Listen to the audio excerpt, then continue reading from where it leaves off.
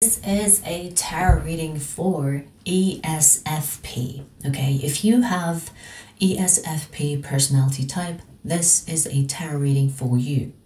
And if you don't know what that is, it is an MBTI personality type.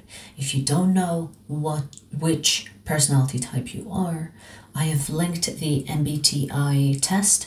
You can take the test and find out. I've already done plenty of the other personalities, but I think I'm halfway there. So we have 16 personality types. I'm halfway there. So check if I've already posted your personality type. If not, we'll get there. We will do the rest. I plan on doing all of them. But this one is ESFP. ESFP.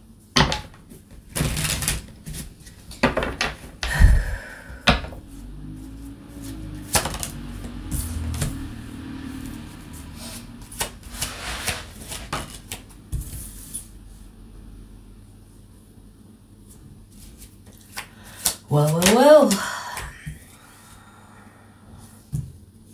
You could be trying to find a shortcut. You could be trying to find a shortcut to a path that seems to be long. You know what I mean?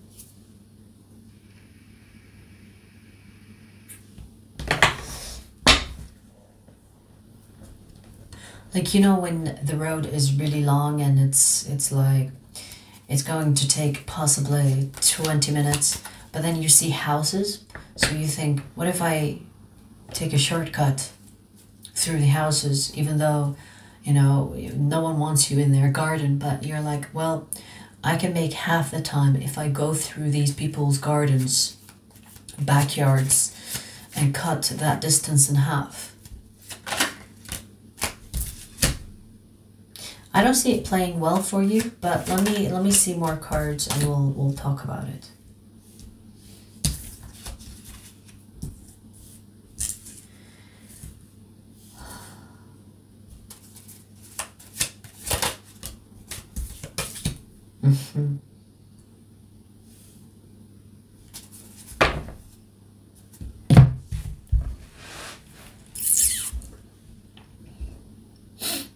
Quality check. So here is what's interesting. If you take the shortcut, your quality will also be reduced.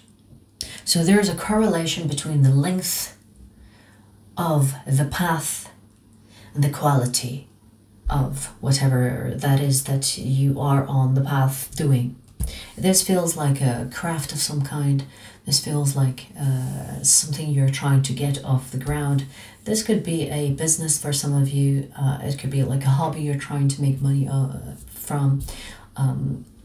It's in those lines where you're trying to get something off the ground, but you're thinking, well, how can I cut the time in half and make the same amount of money, or make the same amount of produce?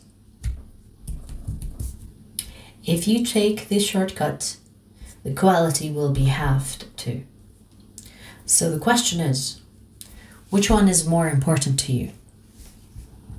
Quality or time? Because something has to give in. Now the universe is like, okay, if you want to take a shortcut, it is not the shortcut that you are thinking about that needs cutting. You need assistance. And if you are like a small business, or if you are like if you cannot afford assistance, then ask a friend, family member.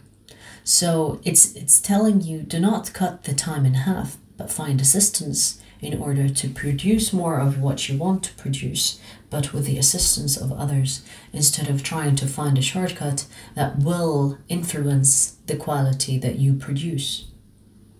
I feel like I should be like an accountant or financial advice, because it feels like that.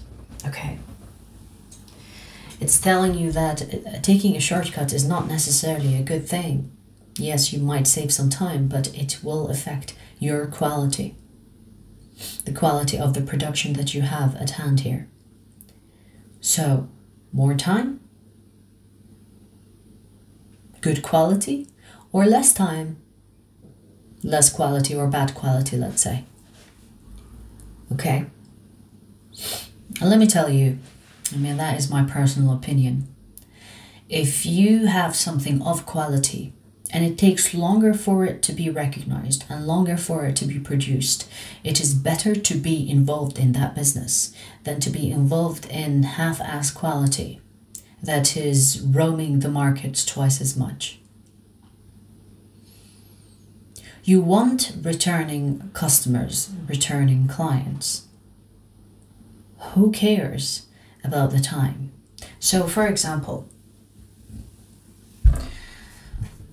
if you have a client that wants your service or your product, let's say, and it is of quality, you have gained a client for life, and they will recommend you to a friend and so on.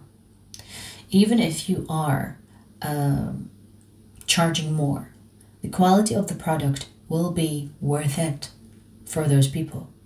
So you will attract better clients, you will have returning clients, and those returning clients will advertise to their friends and family for free. Do you see what I mean? So it is better to be involved with something that takes longer but has quality than to try to create a shortcut and produce shit quality.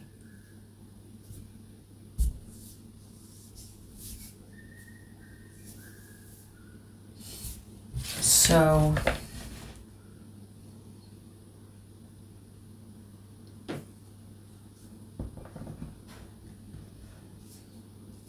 I just heard a dog crying.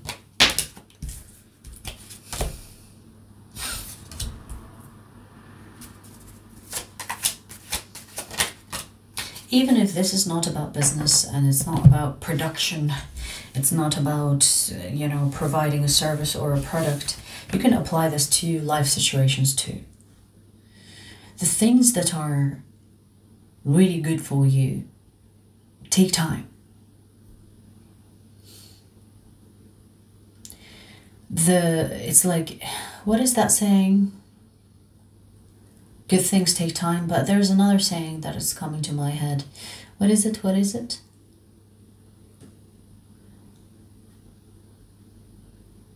Oh, I can't remember it.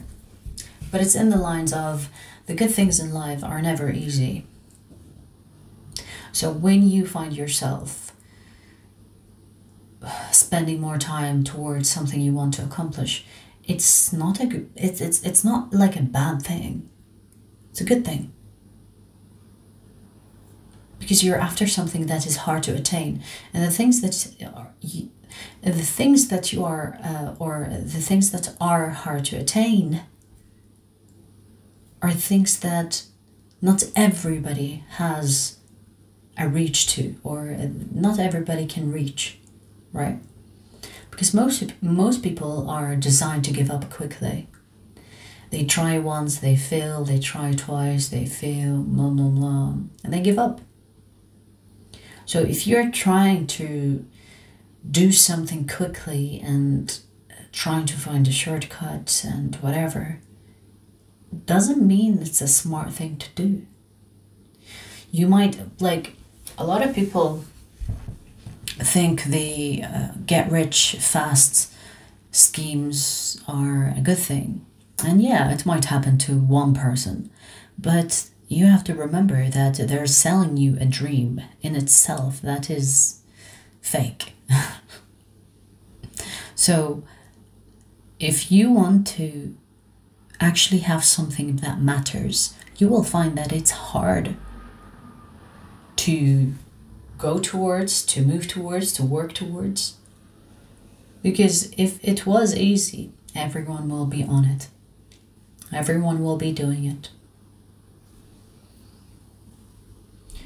So the long path, the long road, in a way, it's to filter out the lazy fuckers that want things easy and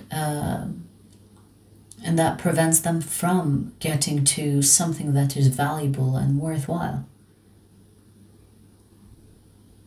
I think it's fair. If you are determined and willing to never give up on those goals you want to accomplish, then you will have no problem how long it takes. In fact, the moment you forget about how long it'll take, it will move fast. But if you are worried about how long it'll take and stuff like that, you're wasting your thinking. You should always think about the quality, but also think about, is this what I want to do for the rest of my life? Or is this what I want to do right now passionately, whether I have what it takes or not? You know, like a lot of people think it's all about talent. No, it's about skill. And how do you have a skill? Discipline. Discipline to practice. Discipline to never give up. That is how a skill is produced. A talent is something you're born with, right? A talent is like, oh, I stumbled upon this that I'm good at. Kind of what I did with tarot, actually. It's like, oh, I'm good at tarot. I'm going to read tarot. But then I found that there is more to it than, oh, I'm good at that. You know what I mean? So skill is more important than talent. A lazy person can be talented, but because they're lazy, they will never pursue it and never be successful in whatever that talent is. But a skillful person is hard to beat because they have the discipline to go after the thing, even when they don't have the talent for, but they have disciplined themselves to have the skill to master what they're doing in order to be successful. Let me tell you, if you have a talented person versus a skilled person, the skilled person will win every time. The things that are hard to do are the most worthy of doing. Does that make sense? The best things in life are hard to get. And I think the universe has created this system to prevent from everybody getting the good stuff. You have to qualify. And through qualification, it's not about race, it's not about background, it's not about money. It's about how willing are you? How determined are you? The difference between winners and losers is that winners never give up. That's it. It's not money. It's not whatever. It's not race. It's not religion. It's determination. The difference between winners and losers is that winners never give up. That's basically the secret to success. The secret, literally. It's not money, it's not talent, it's whatever. It's none of that. It's how determined are you? Are you strong-willed? Are you the type that gives up? Because if you're the type that gives up, no, it's not going to happen. But if you are the type that fails and fails and fails again and fails again and is still determined to fucking do it, that's how you will succeed. It's really simple, huh? It's really simple. So instead of trying to find shortcuts, try to either ask for help, friends, family, if you can, hire someone to do assist you, do that. But keep in mind, finding shortcuts doesn't mean you're smart. I know they were just saying that is like, work smart, not hard. True. But it's not something that can take you towards success. Yes, it can work, with certain tasks, but it's not about the thing you want to accomplish the most. So, the small goals, that works. Work smart, not hard, because your priorities are different, right? But when you are aiming for something that you want to manifest in your life, that is something you're so passionate about that you want to master it, or you want to bring good quality to it, no shortcuts. No, it's not about work smart, it's about work hard. You can work smart with things that don't really matter. So you're like, so sometimes I have to, like, you know, answer some calls that I don't really want to have to fucking do. So I'll put the call there and I will do my work and still talk to the person that I need to get shit done with, because they're not my first priority. So I work smart in that regards. But when it comes to my work, there is no work smart. There is work hard. That's that.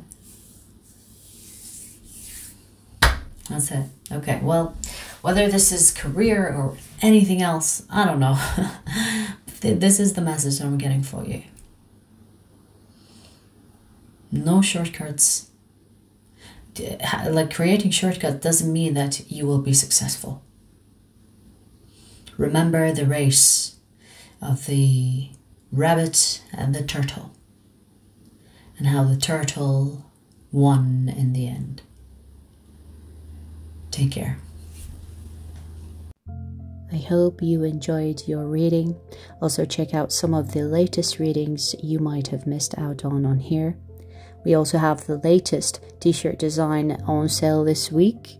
The link to that is in the description box.